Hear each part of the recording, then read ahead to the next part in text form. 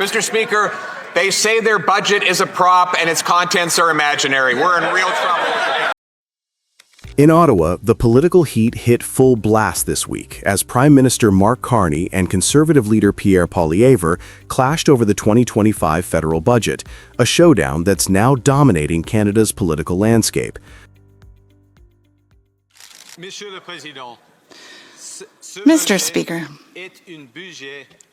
this budget is an investment budget. It's a budget for generational investment. The pace of investment is twice as quick, and this budget is going to stimulate $1 trillion worth of investment by the end of the decade. It's a growth budget for Quebec, for Canada. Carney called it a generational investment plan designed to shield Canadians from U.S. tariffs and rebuild confidence in a shaken economy. Poilievre called it a fictional accounting and accused Carney of driving up food and housing costs through a hidden industrial carbon tax.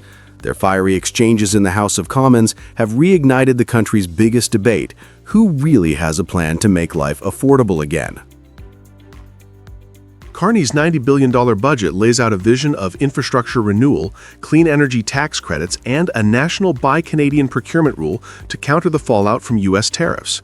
He warned that Trump's tariff blitz is already costing Canada roughly 1.8% of GDP, about $50 billion a year. His message: we can't control what the U.S. does, but this is Canada. We can build the future we want. Highlights include a legislative fast track for the Alto high-speed rail between Toronto and Quebec City, massive clean energy credits worth billions for Quebec and Ontario manufacturers, a housing affordability plan promising 47,000 GST-reduced homes for first-time buyers. But in Parliament, Poilievre hammered Carney with sharp questions. Will the Prime Minister tell Canadians that an industrial carbon tax isn't driving up food and housing prices? Carney shot back that the impact of the industrial carbon levy on food prices is approximately zero. He argued that the budget will stimulate $1 trillion in private sector investment by the end of the decade. This isn't just a budget fight, it's a clash of economic philosophies. Poilievre frames the carbon tax as the root of every affordability crisis: food, housing, and energy. Carney, a former Bank of England governor, frames it as a non-factor, arguing that the real threat to affordability is the chaos coming from Washington's tariff wall. The timing matters. With President Trump's 25% tariffs on Canadian steel, aluminum, and autos now in effect, Ottawa faces one of its toughest trade climates in decades. Carney's budget reads like an emergency blueprint, a mix of fiscal stimulus and industrial nationalism meant to keep Canada's economy from being collateral damage. Poilievre has found a potent target: the housing crisis. He accuses Carney of taxing the dream of home ownership by applying industrial carbon costs to construction materials, steel, glass, and cement. Carney counters that his government is cutting GST for home builders and funding co-ops, but the optics are tough. Mortgage rates remain high and housing affordability has become the most emotional issue in the country. Carney's insistence that tariffs, not taxes, are the real problem resonates with economists. Bloomberg notes that the U.S. tariffs could erase up to $50 billion from Canada's output. His budget's Buy Canadian clause, prioritizing domestic steel, cement, and tech suppliers, mirrors Trump's own playbook, but flips it towards self-reliance. In short, Carney is turning protectionism back on its author.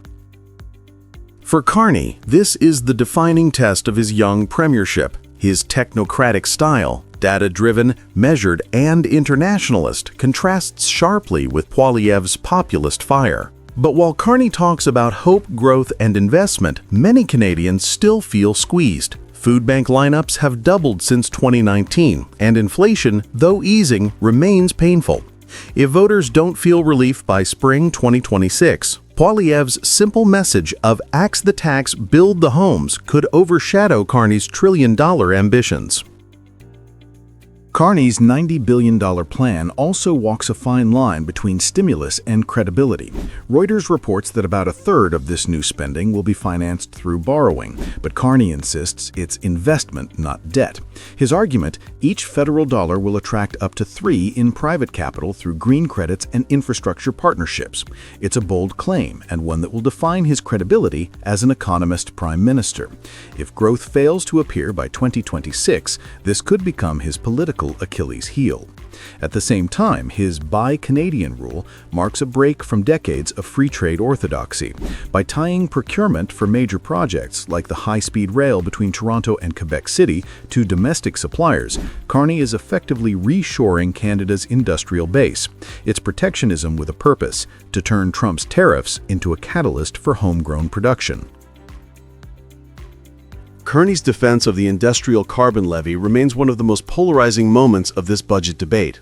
Economists at the University of Guelph and RBC Economics agree the tax adds less than 1% to food inflation, yet Poilievre's narrative resonates more powerfully. His axe the tax mantra reduces complex fiscal policy into something emotional and easy to rally around. Carney's calm explanations sound factual, but in a cost of living crisis, emotion often wins over logic. Still, Carney's message that the real danger is U.S. tariff volatility, not Canada's climate policy, is slowly gaining traction among business leaders. Bloomberg described it as Canada's quiet answer to Trump's chaos. That contrast between technocratic steadiness and populist fury may shape the country's political identity heading into 2026. This parliamentary duel also mirrors the new North American order. In Washington, Trump's tariff revival is reshaping global trade. In Ottawa, Carney is answering with fiscal activism and economic sovereignty.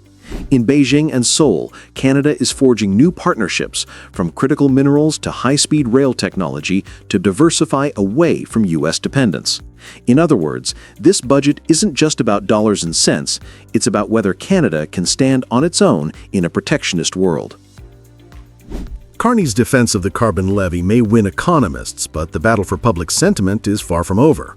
As question period closed, Poilievre sneered, "If the tax is imaginary, then so is your budget." Carney didn't flinch. He called it a budget of hope, but hope alone won't pay for groceries or rent. The real question, can Carney's trillion-dollar investment plan deliver results before frustration turns into a political landslide? For Carney, this is more than a fiscal test. It's a referendum on whether Canada can reinvent itself under pressure. His challenge is to prove that investment, not ideology, can restore affordability and confidence. For Poilievre, it's proof that frustration can still beat reason in modern politics. The outcome will define not just the next election, but Canada's path in an age of tariffs and turbulence.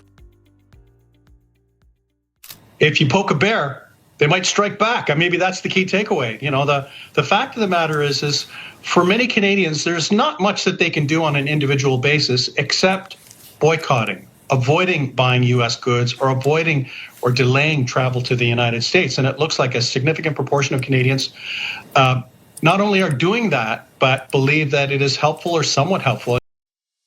Across Canada, a quiet but powerful wave of resistance is still rolling. Months after President Trump's sweeping import duties triggered a North American trade war, the boycott of U.S. goods and tourism has not disappeared. It is still growing. In supermarkets from Halifax to Vancouver, shoppers are reading the fine print on every label. Families planning winter trips to Florida are changing their destinations. Local stores now proudly display signs saying, "Made in Canada," and the message behind them is unmistakable. Canadians are choosing their side. According to a new Nanos research poll, 4 out of 5 Canadians say that boycotting American-made stuff or avoiding tourism to the United States altogether will strengthen our country's bargaining position in the ongoing trade war launched by President Trump. According to a new Nanos research poll released in October 2025, 4 out of 5 Canadians, roughly 80% of the population, believe that refusing to buy American products or avoiding travel to the United States strengthens Canada's bargaining position in the trade dispute launched by Washington earlier this year. Only 18% said the boycott is not helpful. What began as a policy fight between governments has become a movement of everyday citizens, using their spending power as a form of quiet defiance. In a country known for moderation and diplomacy, this is a striking show of national unity. When the Trump administration raised tariffs on Canadian steel, aluminum, furniture, and auto parts in early 2025, the intention was to force Ottawa into concessions. But the impact went beyond government offices and boardrooms. It reached directly into households. The numbers tell the story. In February, new import duties ranging from 10 to 35% were imposed under U.S. national security rules. By mid-year, the U.S. Department of Commerce reported that the average input cost in the auto sector had already risen by more than 12%. For Canada, a country whose manufacturing corridor depends on cross-border supply chains, this was devastating. Factories struggled and border paperwork multiplied. Yet instead of backing down, Canadians began to adapt. A consumer shift took hold. Older Canadians led the charge. 85% of those aged 55 and above told Nanos Research they support the boycott. Among those aged 35 to 54, 74% agreed.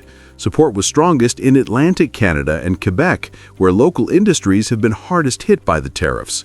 What makes this moment different is the scope of participation. It is not limited to activists or politicians. Ordinary citizens, retirees, and small business owners are joining the movement. Even travel data shows a tangible decline in Canadian tourism to the United States, especially in border states like Vermont, Michigan, and New York. Tourism agencies in those areas have begun warning of lower bookings and declining retail sales. A strategy meant to isolate Canada is now hurting communities across the U.S. that depend on Canadian visitors. The boycott has turned into something larger than a consumer reaction. It has become a political signal. Trump's tariffs were supposed to pressure Ottawa by weakening its economy. Instead, they have strengthened the idea of economic independence. In practical terms, three consequences are now visible. First, consumer backlash. Canadians have internalized the dispute.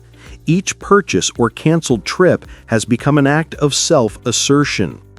Second, economic spillover. U.S. businesses near the border are feeling the loss of Canadian customers, especially in tourism and retail. Reports from regional chambers of commerce show significant declines in cross-border spending since the summer. Third, political momentum. The boycott gives Prime Minister Mark Carney's government greater leverage in ongoing negotiations with Washington ahead of the 2026 USMCA review. Public opinion is now firmly behind him. Data from the Nanos poll also reveals a supermajority effect. 54% of Canadians called the boycott very helpful, and another 26% say it is somewhat helpful. Combined, that's an overwhelming national consensus rarely seen in modern politics. The Trump administration may not have anticipated this. By using tariffs to project strength, it has sparked a collective determination among Canadians to protect their own markets. The White House expected economic pressure. Instead, it has encountered a surge of unity that crosses age, region, and political lines. The ripple effects are already visible. For decades, Canada's economy was deeply intertwined with the United States, from auto parts in Ontario to grain exports in the prairies and energy shipments from Alberta. Now that dependence is being reevaluated. In response to trade uncertainty, Ottawa is encouraging a Buy Canadian strategy across public procurement while exploring new export partnerships with the European Union and several Asian economies. The government is also using this moment to mobilize U.S. border states, reminding them that Canadian consumers are vital to their own economic stability. Within Canada, the boycott has taken on symbolic power. It represents more than protest. It signals a shift in national confidence, that Canadians, as individuals, can influence the direction of trade policy through their collective choices. In a global economy dominated by superpowers, that sense of agency is rare. Meanwhile, For Washington, the consequences are growing harder to ignore.